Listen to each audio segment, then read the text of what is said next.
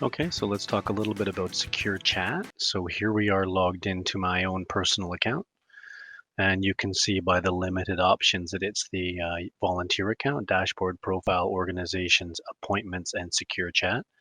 Let's have a quick look and review what this looks like from the volunteer side.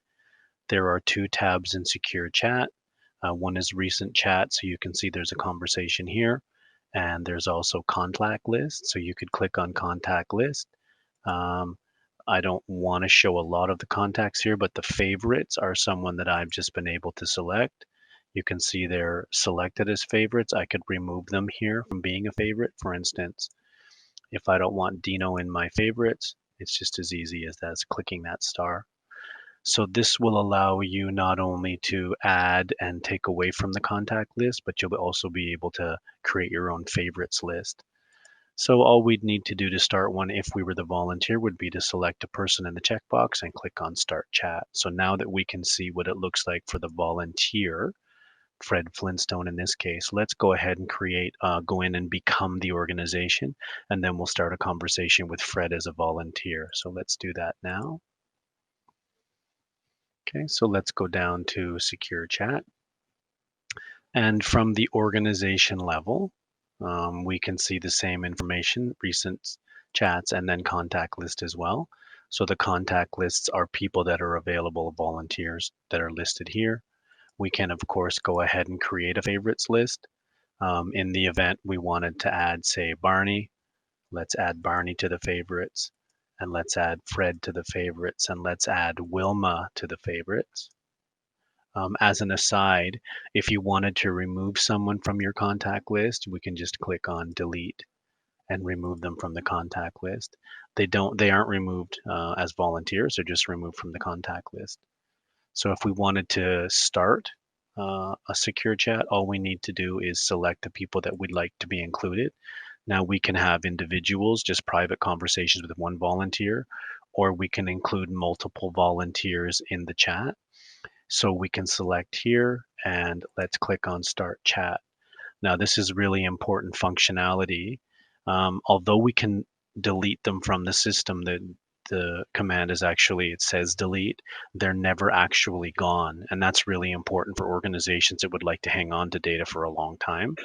What has happened here is we've had a conversation in the past, November and June.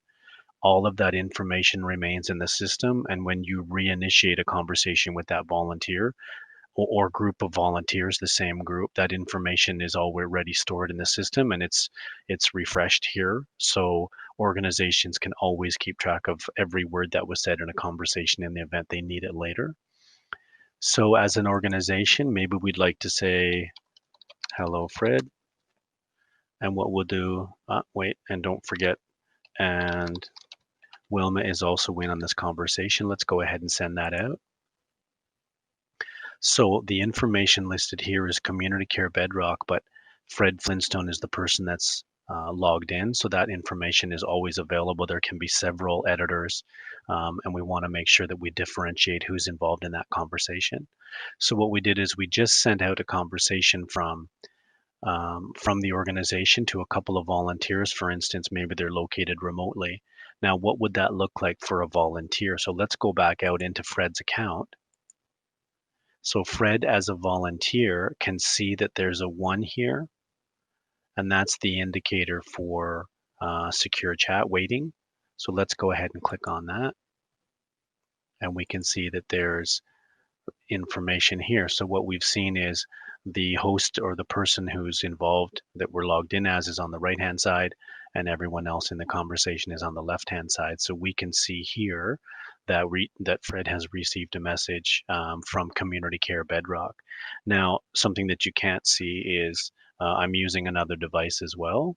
And what I'll do is, since I'm logged in as Wilma, I'll be able to take part in this conversation as well.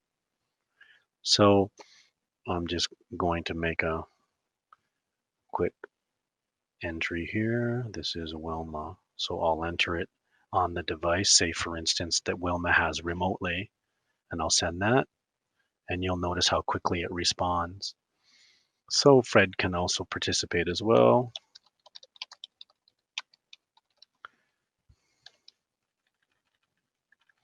especially if he types better, that would be nice.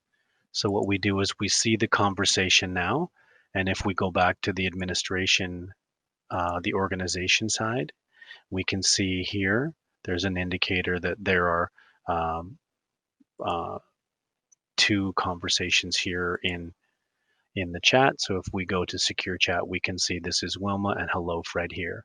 So that's a little information about how it's displayed on the screen and how secure chat works.